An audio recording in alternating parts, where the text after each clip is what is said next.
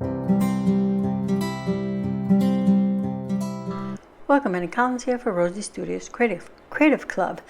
Today we're going to create this Christmas card. Let's go over the products I used to create this card. I used the Oh Joyful Day paper pad. It's the 6x6 pad. And we're going to use one red with little funky white stars on it. Very cute. And we're going to use the ephemera pack from the Oh Joyful Day. And we're going to pull out the poinsettias. There's two red ones, one pink, and some of these other little floral leaves and berry clusters, which I like this ephemera pack because you get two of each, so you have plenty to work with. We'll be using the all wrapped up set. We're going to use the Merry Christmas. All right, I'm going to move everything off my desk here, and I'll bring in all the components. So we're going to create an A2 card, and I went ahead and cut my background and have it all ready. So there's our two red poinsettias. Here's our pink one. They're nice. Using the ephemera is so quick and easy. No stamping or coloring to do, just adhere and go. All right, and then I have this longer cluster here. It's got berries on it. It's not exactly like a holly berry. It looks more like mistletoe, but. And then you have these over here as well. This is white cardstock. It's 110 pounds, and I die cut it with a die from my stash. This is the layering cardstock in our card base, and this is trimmed about a 1/4 inch smaller than the card base. I'll be using some Baerly Art Glue to adhere all the components except for the pink poinsettia, which I will use foam adhesive for. Alright, so I'm going to go ahead and get this on here. I'm slightly off screen and I'm sorry about that. I'll move my card up here in a second. And like I said, I left a 1/4 inch smaller so that you can see that white all around the border. And I'm a primarily make A2 size cards. If I do anything different, I usually let you know. Okay, so now I hear that white cardstock layer. And like I said, I cut that with a die from my stash.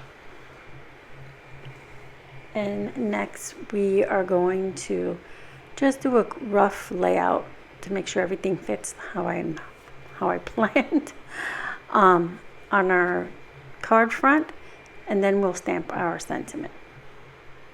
So I'm going to place this one towards the bottom. Here you can see I have my foam adhesive on this one. So this little foliage cluster will go here on the bottom. That will go on each side, and this will go here, leaving me just enough space for my sentiment right there on the top. So let me get everything out of my way really briefly so that we can bring in the stamping platform. I don't want to lose any of my pieces, so I'm just going to push them off. So I'm going to use this sentiment here. This says Merry Christmas. So I'm going to pull that out of the packaging really quick.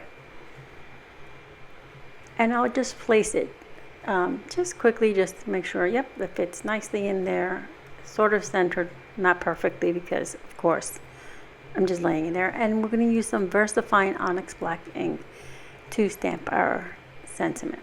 It's a nice, thin, detailed stamp. Sentiment is like very cute and cursive, and VersaFine is a nice ink for that. It's really good for detail stamping. Alright, so I'm going to remove the backing of my sticky mat and place my card there. Place my sentiment. Try to line it up. I'm doing everything I can and not to get my head in the way. So I will bring the platform towards myself just to make sure I have it centered and it's lined up. Once I know that it is, I will lift the lid and we can stamp.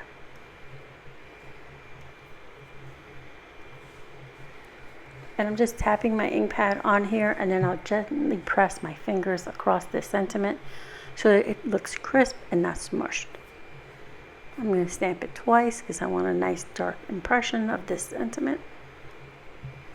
And this is the only stamping I'm doing in this card. Talk about quick and easy. And you don't need a stamping platform to stamp your sentiment. If you have a stamp block and you're good, then go right ahead and use that.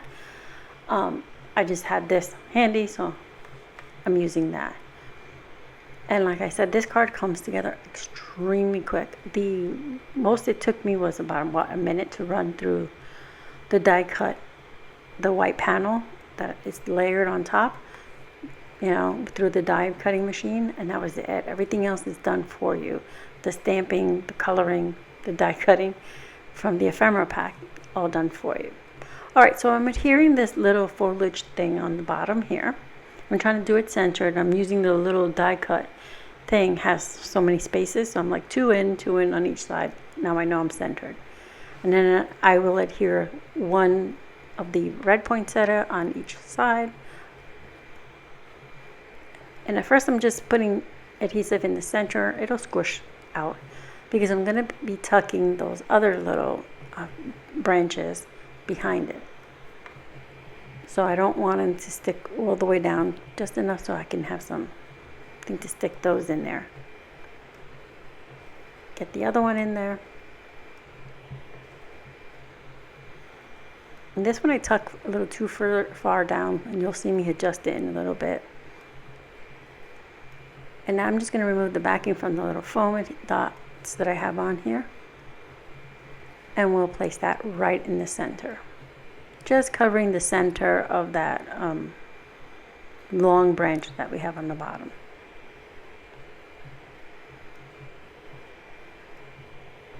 Okay, now I notice that my poinsettia here on the right is a little just too much off to the right, so I need to adjust it, so I have to pick it up and move it over.